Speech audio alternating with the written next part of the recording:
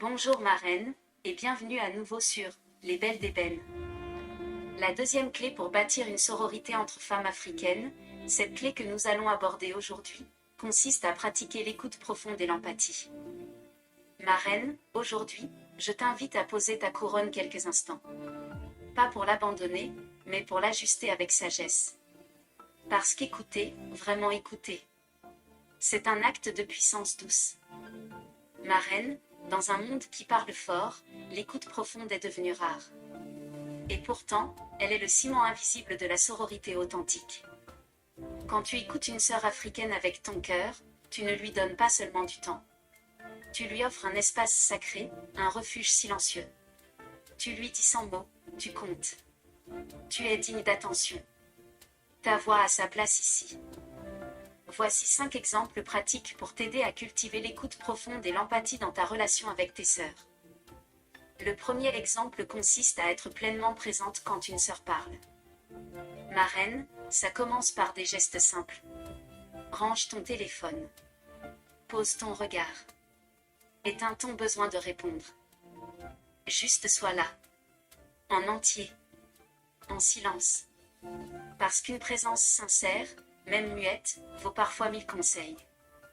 Si par exemple, ta sœur partage une déception ou une fatigue, ne cherche pas tout de suite une solution.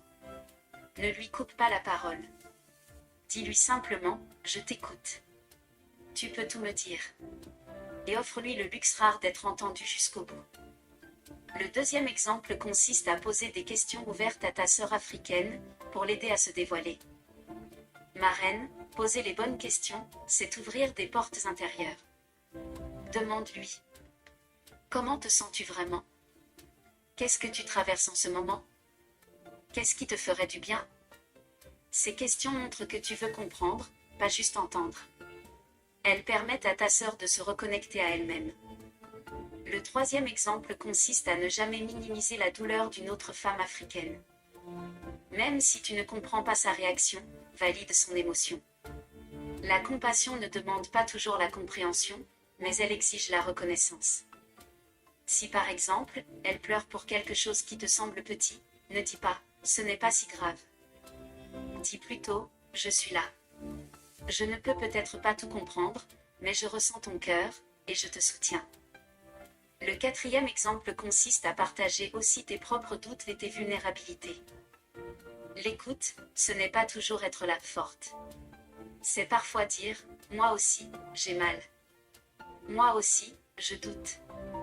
Si par exemple, une sœur t'ouvre son cœur sur ses insécurités, partage une histoire où toi aussi tu t'es senti perdu ou fragile.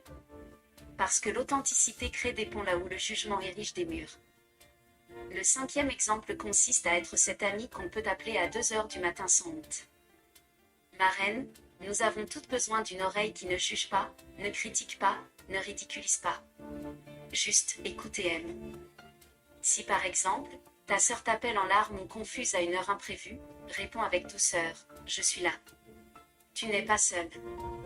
Parle-moi.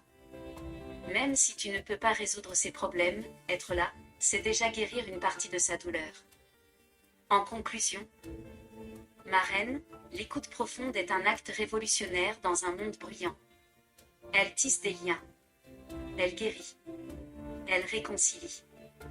Elle transforme des simples échanges en véritables connexions d'âme à âme. Et souviens-toi, quand tu écoutes sincèrement une autre femme africaine, tu n'amplifies pas sa voix, tu la libères. Mets ta main sur ton cœur et répète avec moi. Je suis une femme africaine qui écoute avec profondeur, qui ressent avec empathie, et qui crée des espaces sacrés pour mes sœurs. Dis-le cette fois, ma reine, pour l'ancrer dans ta vie et l'incarner au quotidien. Et toi, ma reine? Dis-moi en commentaire, quelle femme as-tu écoutée récemment, sans interruption, avec ton cœur?